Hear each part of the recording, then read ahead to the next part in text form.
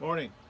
Well, this morning we're going to make some chevron patterns for my mom's recipe box. I actually referred to it as a herringbone pattern in my last video, and in reality it's not. It's a chevron. I guess it's a mistake quite a few people make. The difference is, and I'll show you here in a second, is this is a herringbone pattern where pieces are running parallel to each other and they overlap at the end. Whereas this is a chevron pattern, more of a zigzag.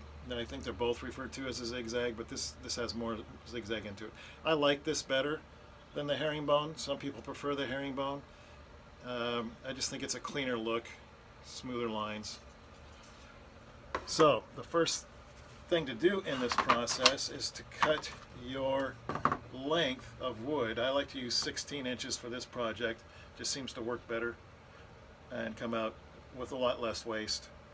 And then cut whatever width you want your herringbone to be, or your chevron to be. In this case, I'm using a 1/2 inch. I'll take you out and show you how we get from this to this. So once you got your lengths cut and it's glued and dried, come out with a piece that looks something like this. Nice and smooth. I ran this across the jointer, kind of planed off the ends.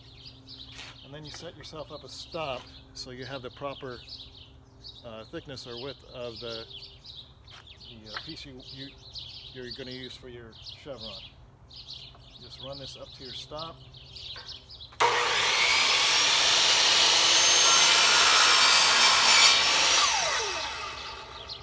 Always let your blade stop before you pull it up, otherwise it could catch this finished piece and throw it across the yard or across your shop.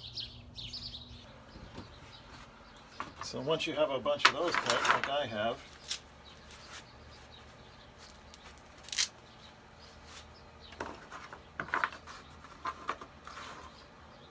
initially it was a piece that looked something like this when they were all together. Something similar to that. All you gotta do is take one piece, flip it,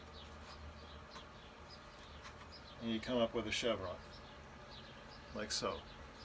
I don't like to glue more than 8 of these pieces together at a time. Overall, with a 1/2 inch width, it's 4 inches. The issue is, if you get too many of these going, you try and clamp them, you could get a bow in it. They could bow up in the middle from the pressure of the clamp.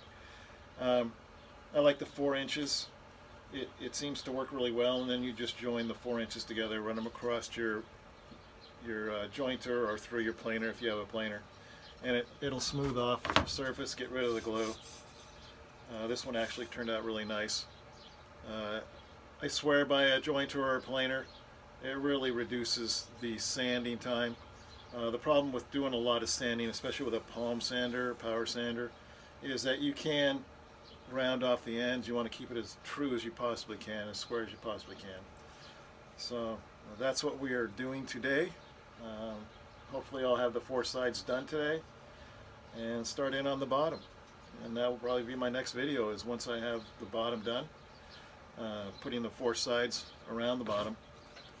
And I think I'm going to go with just a straight slats on the bottom, nothing fancy, and it's moving along little by little. Very time consuming, be very patient, lots of gluing and waiting. That's it for today. Take care.